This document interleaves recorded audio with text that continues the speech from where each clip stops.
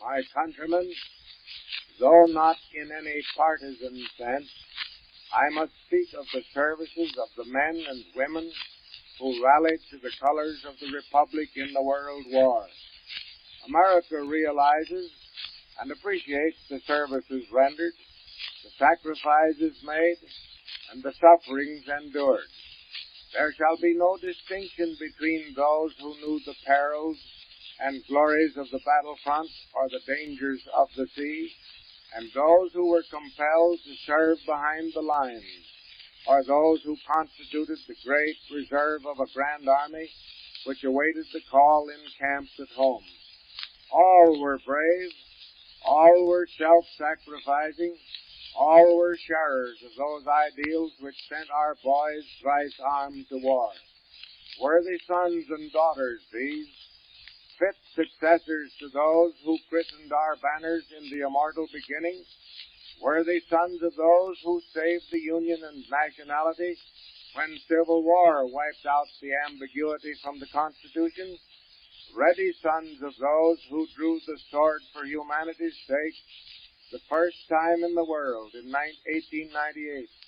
The 4 million defenders on land and sea were worthy of the best traditions of a people never warlike in peace and never pacifist in war. They commanded our pride. They have our gratitude, which must have genuine expression.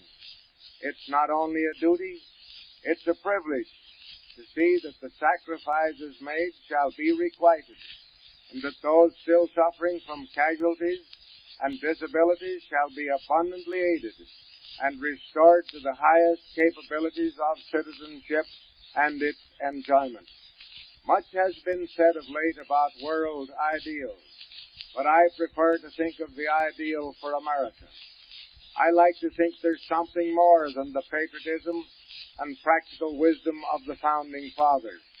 It's good to believe that maybe destiny held this new world republic to be the supreme example of representative democracy and orderly liberty by which humanity is inspired to higher achievement.